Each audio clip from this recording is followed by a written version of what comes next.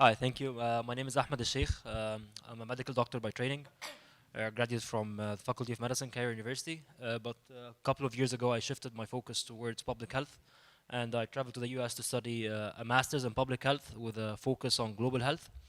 And this is just a presentation about one of the focus of my studies, which is the use of big data analytics in public health policy.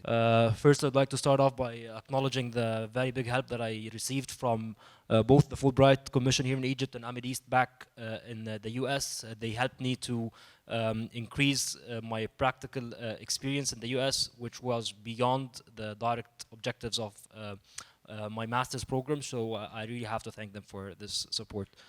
So just to start off, I'd just like to give a very brief introduction about what is big data. Big data is a pretty new concept in public health, but it has been around for quite some time. Big data is defined by IBM with the three V's that you guys see on this slide, which is the volume. First is the component of volume. Big data is a large amount of data that comes and inundates the experience of a lot of enterprises on every day. So it's not a small amount of data, it's a big number of data. It's the velocity by which this data is received. So this could be large amounts of data received not just on a daily basis, but on even in a real-time standard, like in seconds. And the variety of it. Big data is not just administrative data or claims data. Big data can be pictures, can be audio files, can be videos, can be a lot of different things.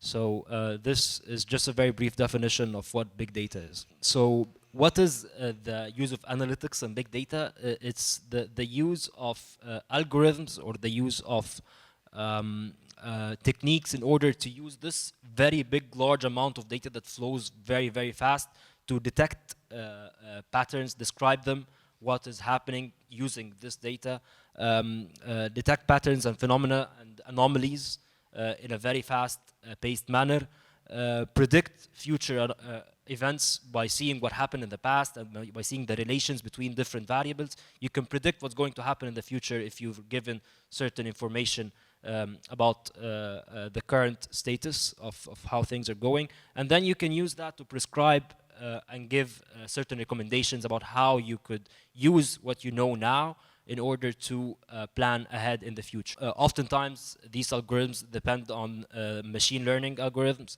depend on artificial intelligence, and a lot of those new techniques that are made feasible by the technological advances in computing power. Just to give you a very brief example about how these things are happening in our current times. The first example is Google flu and dengue fever detector.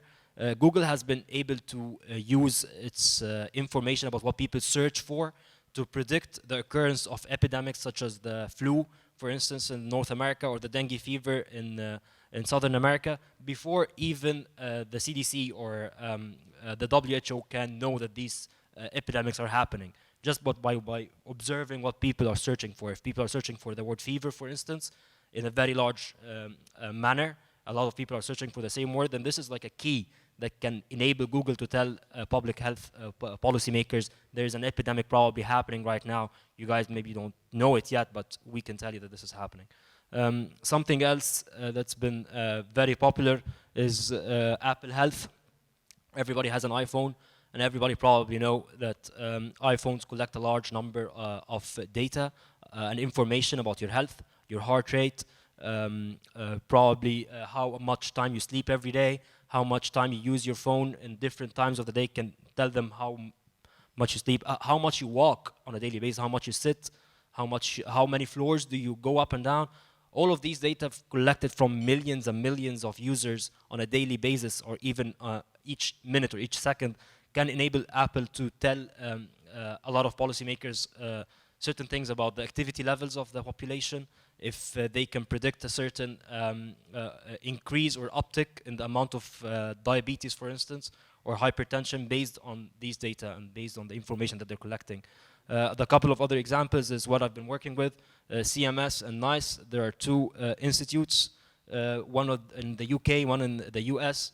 CMS is the Center for Medicare and Medicaid Services, and they've been able to use administrative data and claims data from insurance companies to develop indicators and develop evaluation metrics to evaluate the quality of care provided in hospitals and rank those hospitals based on that quality in order to give them their money later on. So to jump right into the project that I've been working on, I've been working with a company called RTI, Research Triangle Institute, in the US on a very big project that I was just telling you about with CMS to develop indicators in order to know which hospital is performing best and which hospital is performing really badly, so they would be able to give them their money back through the CMS program, but with incentives for the high performers and disincentives for the low performers. Specifically, what I worked on is developing an indicator or an evaluation metric for potentially preventable readmissions. Basically, when people go into the hospital and then they get released into the community after they get treated, they could potentially go back to the hospital with the same illness or a similar illness that could have been potentially prevented if they've been provided with the adequate treatment and information in the very first admission. So there are a lot of different variables, a lot of different information in the community, a lot of different, very large amount of data in the claims and administrative data that hospitals collect that you could use to predict basically which hospitals would perform well enough, which hospitals would perform badly, and be able to reward the good performers in a real-time basis based on their performance. We managed to submit our indicators, me and the team that we were working on at RTI, last August actually, and we're waiting for the results from CMS, whether our indicators are performing really well in predicting good performers or not. So hopefully, cross fingers, we'll have a very good update. Takeaways from all of that, from my experience working on that and from the large amount of information that I've been subjected to, is there's a very big potential for big data analytics to optimize healthcare delivery. If I can know a lot of information about every individual and their experiences with the healthcare system, everybody is different. So if I can potentially personalize the type of care that you're receiving, then I could potentially gain a very big advantage on a public level.